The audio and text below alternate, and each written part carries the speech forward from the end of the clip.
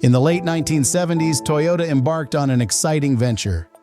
They enlisted the expertise of Lotus Cars, sharing technology and components that would also grace the Lotus Excel. Known as the Celica XX in Japan, while the rest of the world knew this innovative machine as the Celica Supra, it marked the beginning of a new chapter where the Supra and Celica would stand side by side. Powering the Supra were two robust heartbeats, a dynamic 123 horsepower 2-liter inline-6 engine and a more potent 2.6-liter engine with 110 horsepower. The transmission offered a choice between a 5-speed manual or the ease of an optional 4-speed automatic. Its interior was a realm of luxury, offering an optional convenience package that included power windows, power locks, cruise control, sunroof, and a state-of-the-art 4-speaker stereo. As the '81 model year dawned, the Supra received a significant upgrade with the introduction of the 2.8-liter 5ME engine.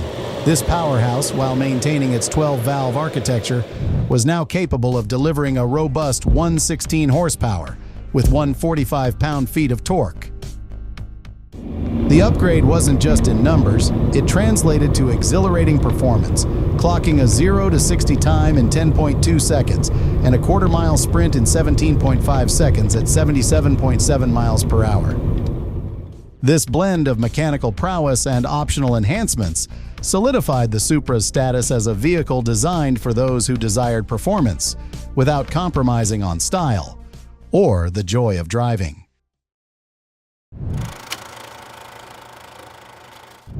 In 1981, Toyota embarked on reimagining the Celica Supra. While it remained true to its Celica roots, it distinguished itself with a more assertive front end and fully retractable pop-up headlights. The North American market was introduced to the Celica Supra in 1982, boasting a 2.8-liter 5MGE engine. This engineering marvel delivered 145 horsepower and 155 pound-feet of torque. With a sleek drag coefficient of 0.35, it could sprint from 0 to 60 in just 9.8 seconds, completing a quarter-mile dash in 17.2 seconds at a brisk 80 miles per hour. It was as agile as it was quick, thanks to a Lotus-tuned suspension system that included variable assisted power steering and a combination of McPherson struts. It came in two distinctive flavors, the performance type and the luxury type. The P-Type boasted sporty fiberglass fender flares and came standard with 8-way adjustable sport seats. The L-Type offered an optional digital instrument cluster complete with a trip computer, a high-tech marvel capable of calculating fuel economy, estimating arrival times, and tracking the distance to your destination.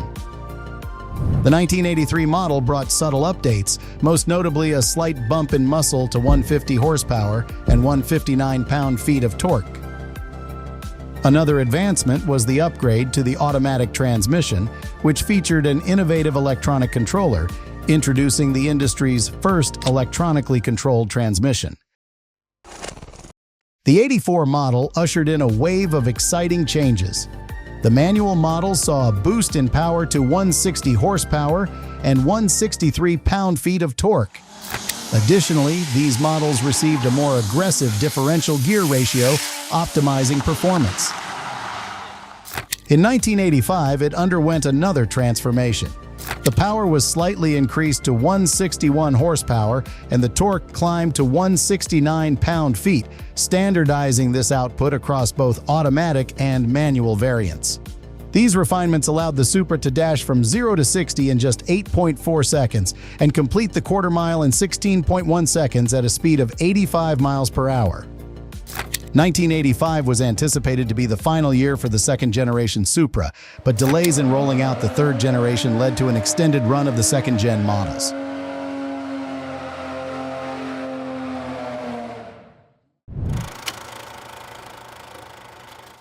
In 1986, the paths of the Celica and Supra diverged dramatically, marking the beginning of their journeys as distinct entities. The Celica embraced a front-wheel drive configuration, aligning with the Toyota's T platform, while the Supra proudly maintained its rear-wheel drive heritage. The Supra also received a significant power boost with a 3-liter inline-6 engine, delivering a robust 200 horsepower. In 1987, the automotive world welcomed the A70 Supra Turbo, a thrilling upgrade that introduced an intercooled, turbocharged dynamo under the hood. This engine, now known as the 7M GTE, was transformed to deliver an exhilarating 231 horsepower and 240 pound-feet of torque. The turbo version also came equipped with limited slip differential, Toyota's electronic modulated suspension, and an optional 4-channel ABS. In the realm of motorsports, the Turbo A Supra emerged as a distinguished contender, born out of the necessity for a vehicle that could excel in the Group A touring car series. With a production run limited to just 500 units to meet homologation requirements, this special model was crafted exclusively during the months of September and October 1988, securing its place in automotive lore as the 88 Spec A. This rarity was available only to the Japanese market, making it a coveted piece of Toyota's racing heritage. It distinguished itself from the standard Supra by having a suite of enhancements that were both mechanical and cosmetic in nature. The heart of these modifications was the turbocharger, a refined CT26 unit with a larger inducer. This was complemented by a wider throttle body along with thicker roll bars and ventilated brake discs. Under the hood, the Turbo A was powered by the formidable 7M GTEU engine, delivering 274 horsepower. Aesthetically, it boasted an exclusive black paint finish, setting a bold statement on the road. Despite its impressive specs, the Turbo A's journey in competitive racing was a challenging endeavor. Hindered by developmental constraints and a classification that placed it at a competitive disadvantage, the Turbo A's potential was not fully realized in the face of lighter and more agile competitors.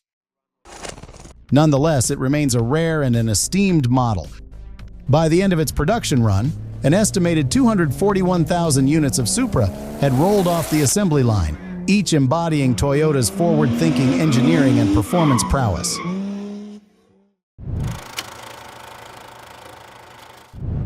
The genesis of the A80 Supra commenced in 1989 under the guidance of Isao Suzuki.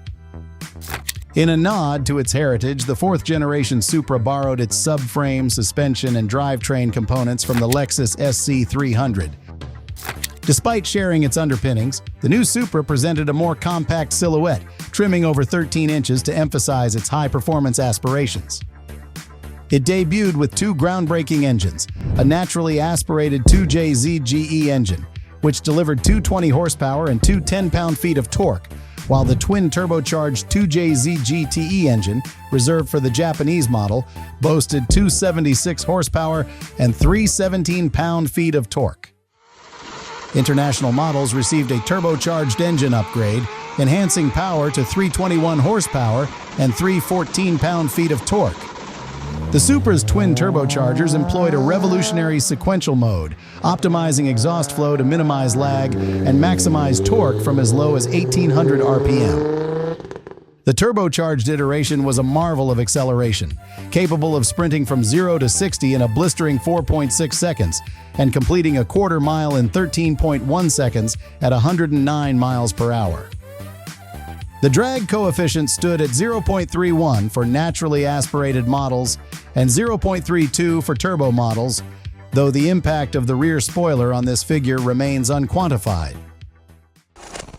The A80 also excelled on the racetrack, securing several top 20 and top 10 finishes.